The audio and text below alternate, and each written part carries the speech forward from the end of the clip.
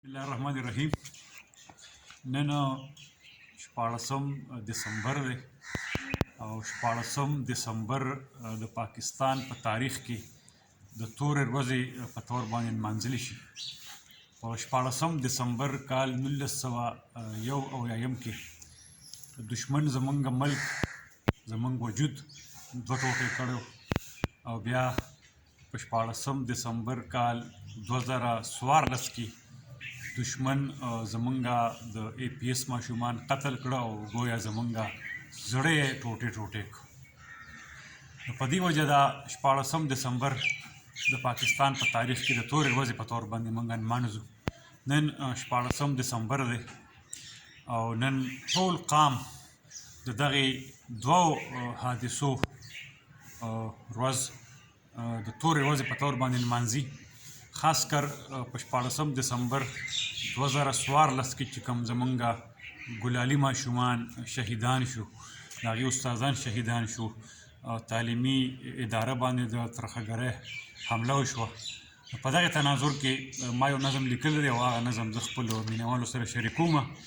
د نظم سرخط دی دا مې څه واورېدل، د ګلو خار کې اور بلیږي دا مې څه واورېدل، د ګلو خار کې اور بلیږي دا مې څه واورېدل، غوټۍ د ګلو چې ریجېږي دا مې څه واورېدل. په چنګیزي تاریخ کې نوې اضافه وشوله، په چنګیزي تاریخ کې نوې اضافه وشوله، ظلم د ظلم نه شرمېږي دا مې څه واورېدل. زما د قام وینه خو دومره بې قیمته نه وه، زما د قام وینه خو دومره بې قیمته نه وه، نن چې په لارو کې بهیږي دا مې څه واورېدل. زما وطن او زما تن ځکه په وینو سره دي، زما وطن او زما تن ځکه په وینو سره دي، زمونږ دشمن مونږ کې اوسېږي دا مې څه واورېدل. مکتب د قوم د شاهینانو تربیت له جوړ دی، مکتب د قوم د شاهینانو تربیت له جوړ دی، چې مکتبونه هم روانېږي دا مې څه واورېدل.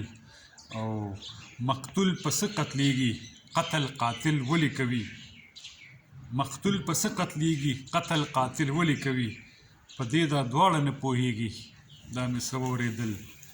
دا داسې درد دی تر قیامته پورې نه هېرېږي، دا داسې درد دی تر قیامته پورې نه هېرېږي، خو د دې غل نه معلومیږي دا مې څه واورېدل. او دا آخري شعر دی چې د دې صدمې د بیانولو پوره ټکي نشته، د دې صدمې د بیانولو پوره ټکي نشته، کرم ستار زړه کې خوټ کېږي دا مې څه واورېدل. ډېره مننه.